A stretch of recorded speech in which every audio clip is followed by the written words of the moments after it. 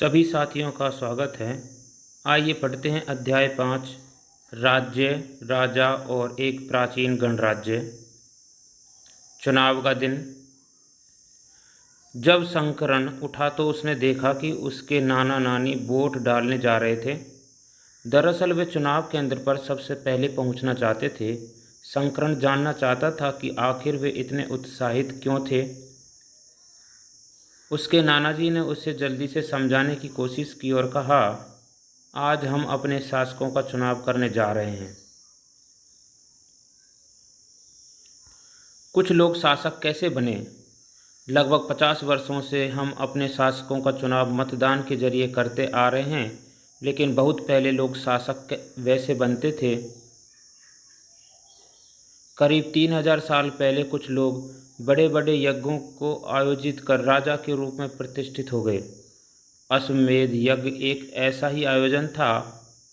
इसमें एक घोड़े को राजा के लोगों की देखरेख में स्वतंत्र विचरण के लिए छोड़ दिया जाता था। इस घोड़े को किसी दूसरे राजा ने रोका तो उसे वहां अश्वमेध यज्ञ करने वाले राजा से लड़ाई करनी पड़ती थी। अगर उन्होंने घोड़े को जाने दिया तो इसका मतलब यह होता था कि अश्वमेध यज्ञ करने वाला राजा उनसे ज़्यादा शक्तिशाली था। इसके बाद उन राजाओं को यज्ञ में आमंत्रित किया जाता था। यह यज्ञ विशिष्ट पुरोहितों द्वारा संपन्न किया जाता था। इसके लिए उन्हें उपहारों से सम्मानित किया जाता था। अश्वमेध यज्ञ करने वाला राजा बहुत शक्तिशाली माना जाता था। यज्ञ में आमंत्रित सभी राजा उसके लिए उपहार लाते थे। इन सभी आयोजनों में राजा का मुख्य स्थान होता था। उसे राज सिंहासन या बाघ की खाल के एक विशेष आसन पर बैठाया जाता था। युद्ध क्षेत्र में राजा का सारथी ही उसका सहचर होता था। यज्ञ के अवसर पर वह राजा की विजयों तथा अन्य गुणों का गान करता था। राजा के सगे संबंधी, खासकर उसकी रानियां तथा पुत्रों को भी कई छोटे छोटे अनुष्ठान करने होते थे।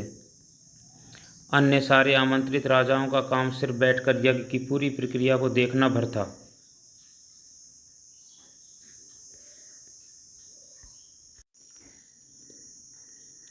राजा के ऊपर पुरोहित पवित्र जल के छिड़काव के साथ साथ अन्य कई अनुष्ठान करता था।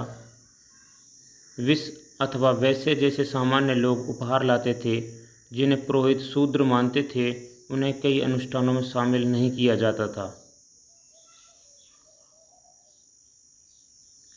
इस यज्ञ में उपस्थित होने वालों की एक सूची बनाओ। पैसे के आधार पर वहाँ कौन कौन से वर्ग शामिल थे। वर्ण।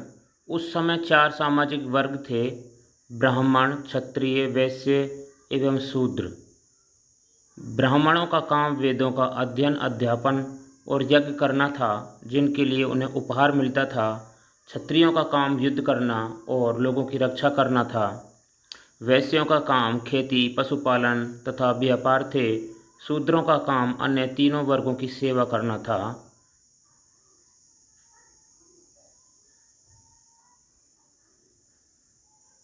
जनपद।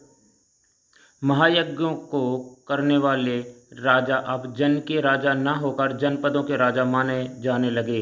जनपद का शाब्दिक अर्थ जन के बसने की जगह होता है। कुछ महत्वपूर्ण जनपद मानचित्र 4 पृष्ठ 45 में दिखाए गए हैं। पुरातत्वविदों ने इन जनपदों की कई बस्तियों की खुदाई की है।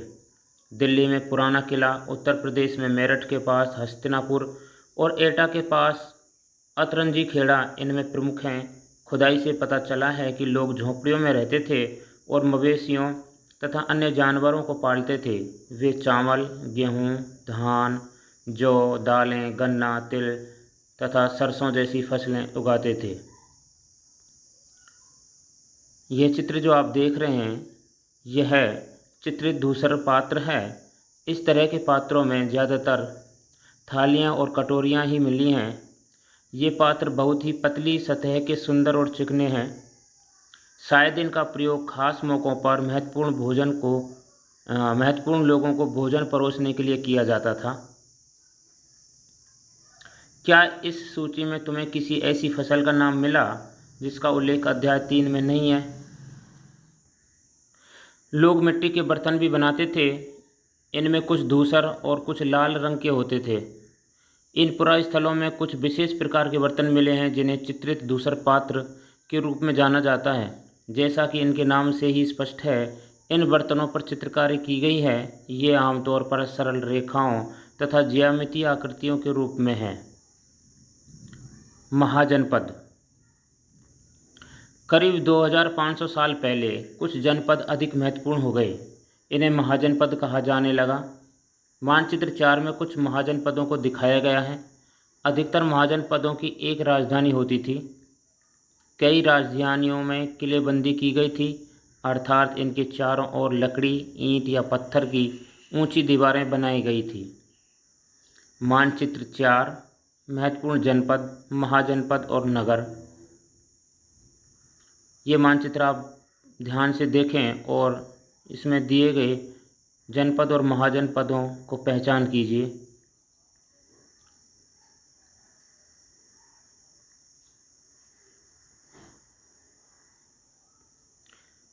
ऐसा लगता है कि लोगों ने अन्य राजाओं के आक्रमण से डरकर अपनी सुरक्षा के लिए इन किलों का निर्माण किया। कुछ राजा अपनी राजधानी के चारों ओर विशाल, ऊंची और प्रभावशाली दीवार खड़ी कर अपनी समृद्धि और शक्ति का प्रदर्शन भी करते थे। इस तरह से किले के अंदर रहने वाले लोगों और उस क्षेत्र पर नियंत्रण रखना भी सरल हो जाता होगा। इस तरह की विशाल दीवार बनाने के लिए व्यापक योजना की आवश्यकता थी और लाखों की संख्या में ईंटों तथा पत्थरों का इंतजाम करना पड़ता था। हजारों स्त्री पुरुषों तथा बच्चों ने इसके लिए अथक परिश्रम किया होगा। इनके लिए संसाधनों की आवश्यकता पड़ती होगी। ये चित्र जो आप देख रहे हैं, ये कौशाम्बी किले की दीवार है। यह चित्र आधुनिक उत्तर प्रदेश के इलाहाबाद के पास मिली ईंट की दीवार का अवशेष है। इसके एक भाग का निर्माण संभवतः 2500 साल पहले हुआ था।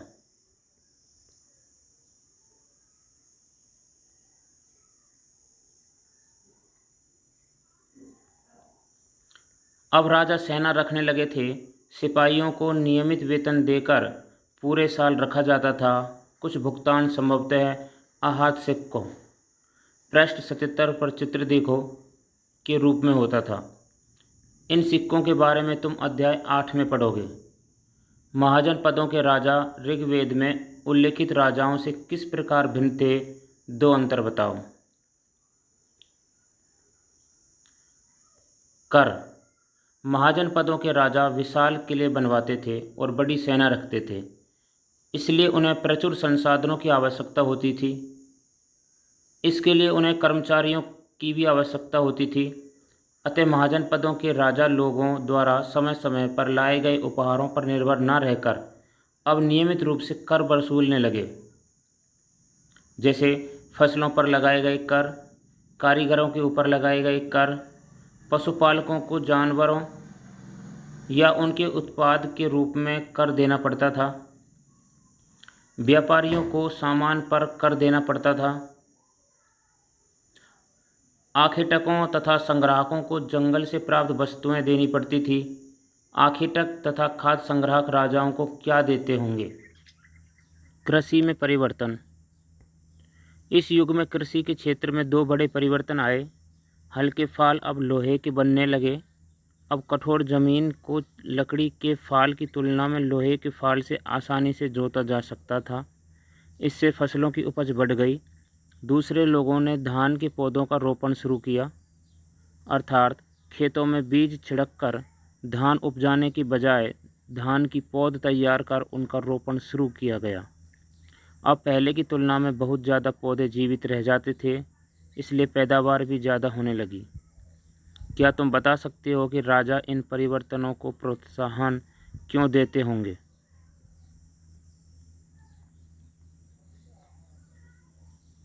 सूक्ष्म निरीक्षण। मगध। मानचित्र 4 पृष्ठ 45 में मगध ढूंढो। लगभग 200 सालों के भीतर मगध सबसे महत्वपूर्ण जनपद बन गया। गंगा और सोन जैसी नदियाँ मगध से होकर बहती थी। ये क यातायात, ख जल वितरण और ग जमीन को उपजाऊ बनाने के लिए बहुत महत्वपूर्ण थी। मगध का एक हिस्सा जंगलों से भरा था। इन जंगलों में रहने वाले हाथियों को पकड़कर और उन्हें प्रशिक्षित कर सेना के काम में लगाया जाता था। यही नहीं, जंगलों से घर, गाड़ियाँ तथा रथ बनाने के लिए लकड़ी मिलती थी। इसके अलावा इस क्षेत्र में लौह अयस्क की खदानें हैं। मजबूत औजार और हथियार बनाने के लिए ये बहुत उपयोगी थे। मगध में दो बहुत ही शक्तिशाली शासक बिंबिसार तथा अजातशत्रु हुए। अन्य जनपदों को जीतने के लिए ये हर संभव साधन अपनाते थे। महापद्मनंद एक और महत्वपूर्ण शासक थे। उन्होंने अपने नियंत्रण का क्षेत्र इस उपमहाद्वीप के उत्तर पश्चिमी भाग तक फैला लिया था। बिहार में राजगृह, आधुनिक राजगीर, कई सालों तक मगध की राजधानी बनी रही। बाद में पाटलिपुत्र, आज का पटना, को राजधानी बनाया गया। 2300 साल से भी पहले की बात है। मैसिडोनिया का राजा सिकंदर विश्व विजय करना चाहता था। पूरी तरह सफल न होने पर भी वह मिस्र और पश्चिमी एशिया के कुछ राज्यों को जीतता हुआ भारतीय उपमहाद्वीप में ब्यास नदी के किनारे तक पहुंच गया। जब उसने मगध की ओर कूच करना चाहा तो उसके सिपाहियों ने इनकार कर दिया। वे इस बात से भयभीत थे कि भारत के शासकों के पास पैदल, रथ और हाथियों की बहुत बड़ी सेना थी। इन सेनाओं और ऋग्वेद में उल्लेखित सेनाओं के बीच तुम्हें क्या अंतर दिखता है? वज्जी, जैसा कि तुमने ऊपर पढ़ा, मगध एक शक्तिशाली राज्य बन गया था। उसके नज़दीक ही वज्जी राज्य था जिसकी राजधानी वैशाली, बिहार थी। यहाँ एक अलग किस्म की शासन व्यवस्था थी जिसे गण या संघ कहते थे। गण या संघ में कई शासक होते थे और इसमें से प्रत्येक व्यक्ति राजा कहलाता था। ये सभी राजा विभिन्न अनुष्ठानों को एक साथ संपन्न करते थे। सभाओं में बैठकर ये बातचीत, बहस और वाद विवाद के जरिए तय करते थे कि क्या करना है और किस तरह करना है। शत्रुओं के आक्रमण से निपटने के लिए वे मिलकर चर्चाएं करते थे। स्त्रियां, दास तथा कम्मकार इन सभाओं में हिस्सा नहीं ले सकते थे। वज्जी संघ का यह वर्णन दीघ निकाय से लिया गया है। दीघ निकाय एक प्रसिद्ध बौद्ध ग्रंथ है जिसमें बुद्ध के कई व्याख्यान दिए गए हैं। इन्हें करीब 2300 साल पहले लिखा गया था। अजातशत्रु और वज्जी संघ। अजातशत्रु वज्जी संघ पर आक्रमण करना चाहते थे। उन्होंने अपने मंत्री वस्कार को बुद्ध के पास सलाह के लिए भेजा। बुद्ध ने उनसे पूछा कि क्या वज्जी सभाएं नियमित रूप से होती हैं तथा उनमें सभी सदस्य उपस्थित होते हैं। जब उन्हें पता चला कि ऐसा होता है, उन्होंने कहा कि वज्जीवासी तब तक उन्नति करते रहेंगे जब तक वे पूर्ण और नियमित सभाएं करते रहेंगे, आपस में मिलजुल कर काम करते रहेंगे, पारंपरिक नियमों का पालन करते रहेंगे, बड़ों का सम्मान, समर्थन और उनकी बातों पर ध्यान देते रहेंगे। वज्जी महिलाओं के साथ जोर ज़बरदस्ती नहीं करेंगे और उन्हें बंधक नहीं बनाएंगे। शहरों तथा गांवों में चैत्यों का रखरखाव करेंगे। विभिन्न मतावलंबी संतों का सम्मान करेंगे और उनके आने या जाने पर कोई रोक नहीं लगाएंगे। वज्जी संघ अन्य महाजन पदों से कैसे भिन्न था? कम से कम 3 अंतर बताओ।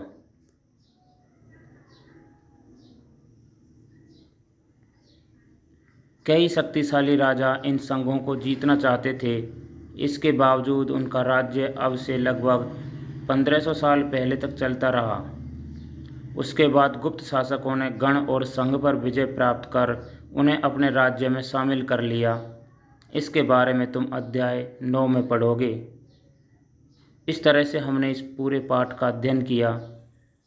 आगे भी आप सभी पाठों का अध्ययन करते रहेंगे। इसके लिए आप हमारे YouTube चैनल को सब्सक्राइब कर लें। धन्यवाद।